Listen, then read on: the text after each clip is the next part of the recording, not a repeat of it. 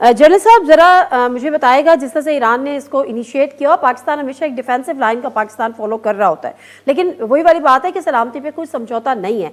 एक तो ये कि पाकिस्तान ने भरपूर जवाब दिया और ये जवाब एक मौसर जवाब था। आप समझते हैं कि इसका यही तरीका हो सकता था, जवाब देने के बाद मामूल की उस पर आएँ, डायलॉग्स करें, और आज जो कौमी सलामती का इजलास हुआ उसमें भी यही बातें तय हुई, दोनों वज़राए ख़ारजा का आपस में राब्ता बहाल हो गया, कंसेंसस डेवलप हो गया। तो अब आपको लगता है कि मामलात आगे इसी तरह से चलेंगे, बर्फ़ पिघल गई? जी बहुत शुक्रिया।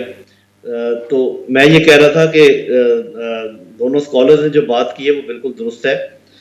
मैं इसमें सिर्फ ये ऐड करना चाहूँगा कि एक चीज़ जो शुरू हुई ईरान की तरफ से और ख़त्म कर दी पाकिस्तान ने, उसके बाद जिस तरीके से दोनों की लीडरशिप ने एक बड़े अक्लमंदी का सबूत दिया और दोबारा से मामलात को इस्तवार कर लिया, या हो जाएंगे इंशाल्लाह।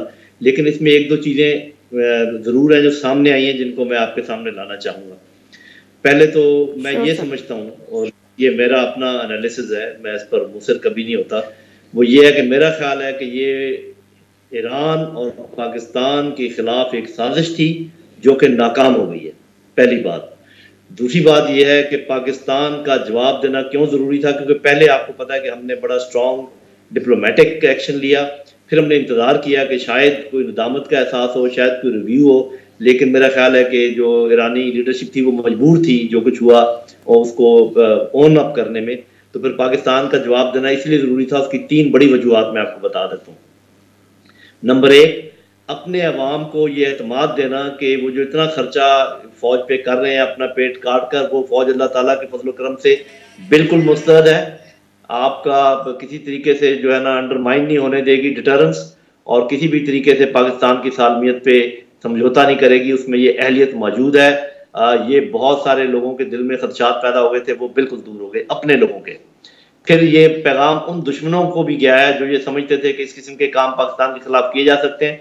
पाकिस्तान ने वो दरवाज़ा बिल्कुल बंद करके ताला लगा दिया है कि हमारे पास कोई स्पेस नहीं है इस किस्म के काम की। किसी ने सोचा भी तो वो समझ लें कि उसके साथ फिर क्या काम होगा। और तीसरी बात यह कि हमारे जो दुनिया है जिसमें दोस्त ममालिक भी होते हैं और दुश्मन भी होते हैं, कुछ न्यूट्रल लोग भी होते हैं, वो सब देख रहे थे ये बहुत बड़े सीन पे ये काम पूरी दुनिया देख रही थी इसकी तरफ।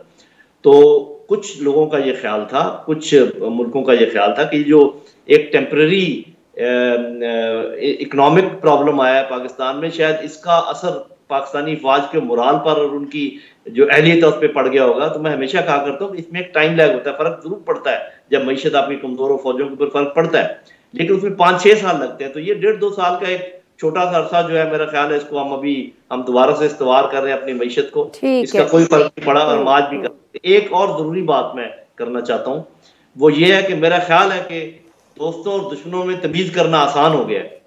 कौन था जो दौरा कर रहा था ईरान का, और कौन था जिसने कहा ईरान को एक किस्म की हल्लाशेरी दी कि आपने बहुत अच्छा काम किया है क्योंकि वहां से आते हैं टेररिस्ट, और कौन था जब पाकिस्तान ने जवाब दिया तो कौन था जिसने पाकिस्तान को हल्लाशेरी दी कि आपने बड़ा अच्छा काम किया, हम आपकी मदद करेंगे, और कौन थे वो ममालिक जिन्होंने दोनों मुल्कों को कहा कि आप जरा तहम्मुल से काम लें और हम आपके बातचीत कराते हैं। तो अभी आपको बिल्कुल क्लियर हो जाना चाहिए कि ये किन लोगों की साजिश थी जो नाकाम हुई अल्लाह ताला के फजल करम से, और कौन आपके दोस्त हैं और कौन आपके दोस्त नहीं है।